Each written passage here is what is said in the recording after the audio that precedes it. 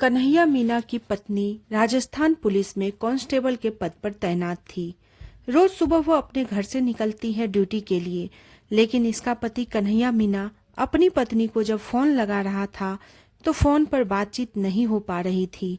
Phone लग ही नहीं रहा था और वह परेशान हो जाता है। इसके लिए अपने साले से बातचीत करता है और कहता है कि तुम्हारी दीदी अनीता से बातचीत हुई है कि नहीं। उसका फोन नहीं लग रहा है। तभी उसका साला कहता है, जीजा जी, आपको पता नहीं है कि बहुत बड़ा हादसा हो चुका है। हो सकता है कि दीदी की ड्यूटी वहां पर लग गई हो। जैसे ही कन्हैया मीना ने यह बात सुनी, उसने कहा कि चलो चलकर देखते हैं, क्योंकि वह जो घटना स्थल है यहाँ से ज्यादा दूर नहीं है। अब उसके बाद जीजा और साले दोनों घटना स्थल पर पहुंच जाते हैं।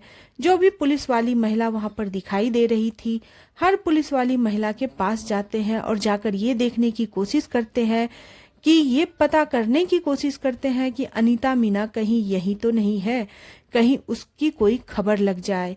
अब इस स्थिति में ना तो कोई खबर मिल रही थी, ना ही फोन नंबर लग रहा था। तभी एक पुलिस वाले की नजर उन दोनों पर पड़ जाती है।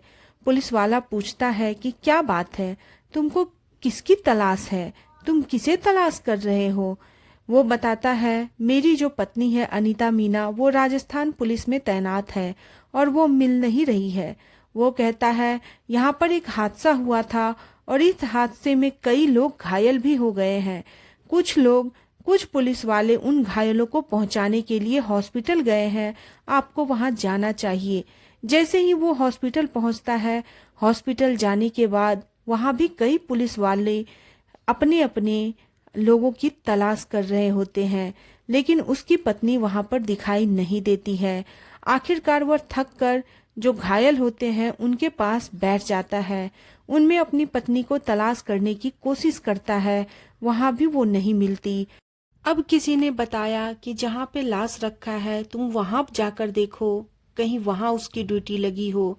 वह व्यक्ति जब वहां पहुंचता है तो वहां पर पुलिस वालों को देखता है, लेकिन उस पुलिस वालों में उसकी पत्नी कहीं नजर नहीं आ रही थी। तभी एक स्ट्रेचर पर पड़ी हुई लाश पर उसकी नजर पहुंचती है। उस लाश को पूरी तरीके से एक सफेद चादर ने अपने आगोश में ले लिया था, लेकिन जो पैर का हिस्सा था वो उस चादर से बाहर निकला हुआ था। जैसे ही उसने उस पैर के हिस्से को देखा, वो जोर जोर से चीख कर रोने लगता है। उसके रोने और उसकी दहाड़ की आवाज को सुनकर जो भी आसपास के लोग होते हैं, सबकी नजर उस व्यक्ति पर पड़ आती है, यानी कि कन्हैया मीना पर। सब आकर कन्हैया मीना से पूछते हैं कि यह कौन है। वह कहता है, यह तो मेरी पत्नी है, यह मर चुकी है। दरअसल उसकी पत्नी रोज ड्यूटी के लिए निकलती है और वह भी हादसे का शिकार हो जाती है, और उसने अपनी पत्नी के पैरों में पहने हुए बिछिया की वजह से उसे पहचान लिया। सुबह सुबह उसकी पत्नी खाना बनाकर घर से निकली थी अपने दोनों बच्चों के लिए, लेकिन वो हादसे का अकेली शिकार नहीं हुई थी, बल्कि 14 लोग इस हादसे में मर चुके हैं और 30 ऐसे लोग हैं जो जिंदगी और मौत की जंग लड़ रहे हैं।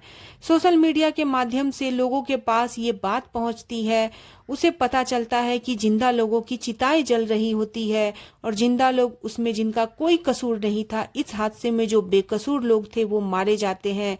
क्या कसूरवार लोगों को पुलिस आज तक ढूंढ पाएगी या कसूरवार लोगों को सजा मिल पाएगी? आज मैं आप लोगों को एक सच्ची घटना सुनाने जा रही हूँ। ये घटना राजस्थान की राजधानी जयपुर से लगभग 11 किलोमीटर दूर पर हुई है। 20 दिसंबर 2024 की सुबह 5:45 पर यह घटना हुई थी और वो सीसीटीवी कैमरे में कैद हो गई है।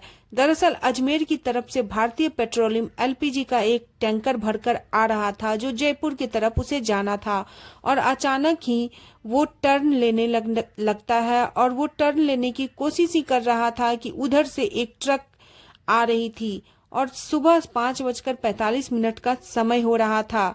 दूसरी साइड से जो जयपुर की तरफ से अजमेर की तरफ ट्रक जा रही थी, जैसे ही वो टर्न लेता है वो उससे टकरा जाती है और जोरदार टक्कर होती है।